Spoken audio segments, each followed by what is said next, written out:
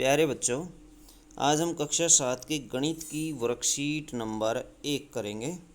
Worksheet number 1 बच्चों, जो कि गणित की वर्कशीट है, 5 जुलाई 2021 की वर्कशीट है। इसमें बच्चों देखिए कोई चित्र दिया गया है, ये वाला। इसमें 3 तरह की संख्याएं बताई गई हैं: प्राकृत संख्याएं, पूर्ण संख्याएं और पूर्णांक।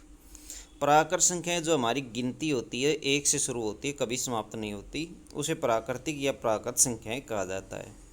पूर्ण संख्याएं वो होती है जो 0 से शुरू होती है, गिनती इसके अंदर आ जाती है, 0 1 2 3 4 5, इस तरह से ये चलती रहती है। जबकि पूर्णांक जो होते हैं बच्चों, माइनस की संख्याएं और प्लस की संख्याएं जितनी होती हैं, 0 भी इसमें आ जाता है, सारी पूर्णांक होती हैं। अब कुछ प्रश्न दिए गए हैं, सही और गलत बताइए। 0 सबसे छोटी प्राकृत संख्या है। हमें पता है प्राकृत संख्याएं 1 से शुरू होती, 0 इसमें नहीं आती, इसलिए ये जो है प्रश्न गलत है। -7 एक पूर्णांक नहीं है, ये भी गलत है, क्योंकि -7 एक पूर्णांक होता है। माइनस और प्लस की सारी संख्याएं पूर्णांक होती हैं। जो अपने आप में पूर्ण होता है वो पूर्णांक होता है। नीचे दी गई तालिका को पूरा करें और दिए गए प्रश्नों के उत्तर तालिका का उपयोग करके लिखें। तो बच्चों देखिए, कुछ संख्याएं दी गई हैं। हमें पता है सम संख्याएं कौन सी होती हैं, उनको हमें टिक लगाना है। सम संख्याएं 2 4 6 8 10 12 14 और 16, ये सम संख्याएं होती हैं। और विषम संख्याएं बच्चों, विषम संख्याएं जो सम संख्याएं थी उनके विपरीत होती हैं। 1 3 5 7 9, इन्होंने पहले ही टिक लगाया हुआ 9 को। 11 13 15, जो 2 से भाग नहीं होती वो विषम संख्याएं होती हैं। अभाज्य संख्याएं, एक न तो भाज्य होती है न अभाज्य, तो किसी में भी नहीं आएगा एक, इसलिए सबसे पहली जो संख्या है वो 2 होती है, अभाज्य संख्या। उसके बाद बच्चों 2 के बाद 3 आती है, उसके बाद 5, फिर 7, 9 नहीं होती, उसके बाद 11, 11 के बाद 13, ये बच्चों अभाज्य संख्याएं। भाज्य संख्याएं, भाज्य में संख्याओं में 4 आती है सबसे छोटी संख्या, उसके बाद 6, उसके बाद 8 9 10, उसके बाद 12 14 15 और 16, ये भाज्य संख्याएं होती हैं। भाज्य और अभाज्य, भाज्य वो होती हैं जो जिनके गुणनखंड होते हैं, 2 या 2 से अधिक गुणनखंड होते हैं। अभाज्य संख्याएं वो होती हैं जिनके 2 से ज़्यादा गुणनखंड नहीं होते, जो एक और खुद से भाग होते हैं केवल। गुणनखंड, सभी गुणनखंड इनके लिखें, जैसे 1 का 1 और 2 1 हो गया, 2 का 1 और 2 हो गया, 3 का बच्चों 1 2 3 हो जाएगा, 4 का 1 2 3 4 आ जाएगा। 5 के गुणनखंड बच्चों इस तरह से आप लिख सकते हैं, 5 के 1 2 3 4 5, इस तरह से सारे गुणनखंड आप इनके लिख लें। 6 के गुणनखंड बच्चों 1 2 3 और उसके बाद बच्चों 6,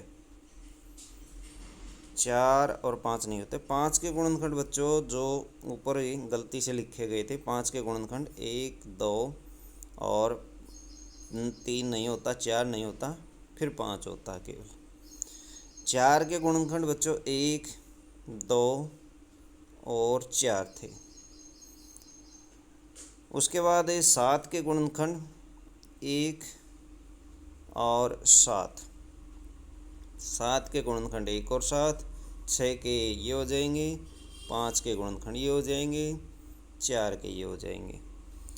8 के गुणनखंड बच्चों हो जाएंगे 1 2 4 और 8, जिससे ये डिवाइड होता है, जिससे ये भाग होता है, वो इसके गुणनखंड होते हैं। तो 9 के गुणनखंड 1 3 और 9, इस तरह से आप ये गुणनखंड लिख सकते हैं।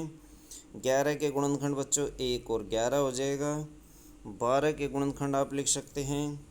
12 के गुणनखंड लिखेंगे 1, 2, 3, 4, 6 और 12। तो इस तरह से लिख सकते हैं। 13 के गुणनखंड लिख सकते हैं 1 और 13। 14 के गुणनखंड लिख सकते हैं 1, 2 और 4, 5, 6, 7, 7 होता है और 14 होता है। इस तरह ये आप लिख लेंगे। 15 के गुणनखंड लिखेंगे तो 1, 3 और 5 और 15।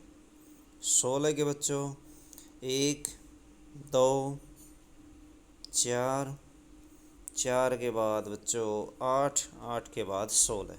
तो इस तरह से आप ये गुणनखंड लिख सकते हैं सभी के। क्या आपने देखा कि अभाज्य संख्या के केवल 2 गुणनखंड होते हैं? बिल्कुल होते हैं, 2 ही गुणनखंड होते हैं। तो इस तरह से गुणनखंड लिखें। वे सभी संख्याएं लिखिए जिनके गुणनखंड विषम संख्या में हैं।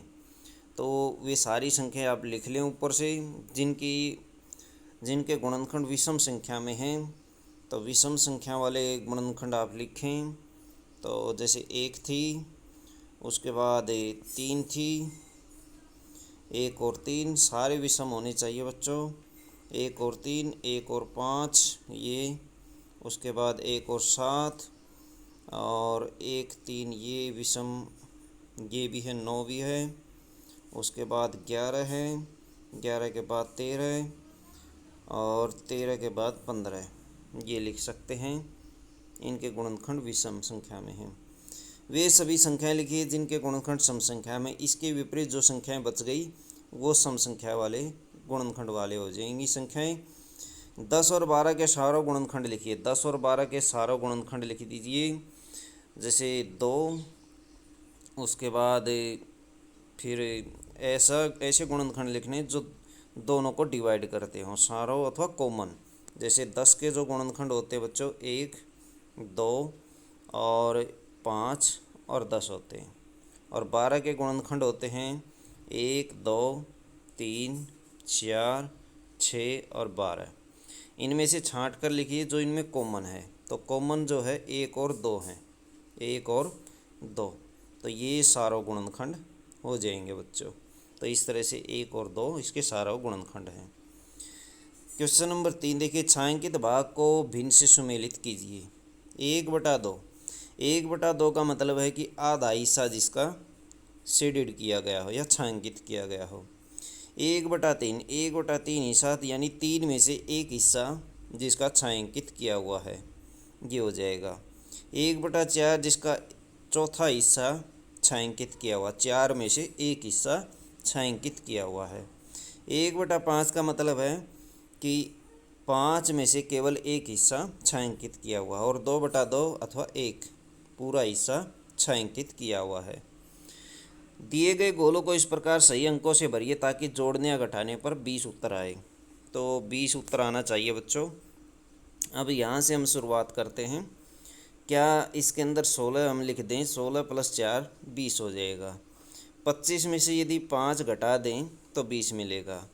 29 में से 9 घटा दिया जाए 20 मिलेगा। और 20 में यदि 0 जोड़े तो 20 आ जाएगा। 1 में यदि 19 जोड़ दिया जाए तो 20 आ जाएगा। 33 में से 13 घटा दीजिए 20 आ जाएगा। और 40 में से 20 घटा दीजिए 20 आ जाएगा। 17 में 3 जोड़ दीजिए 20 आ जाएगा। तो इस तरह से आप इसको फिल कर लेंगे बच्चों। तो ये थी मैथ की वर्कशीट बच्चों। वीडियो लगे तो लाइक करें, हमारे चैनल को सब्सक्राइब करें।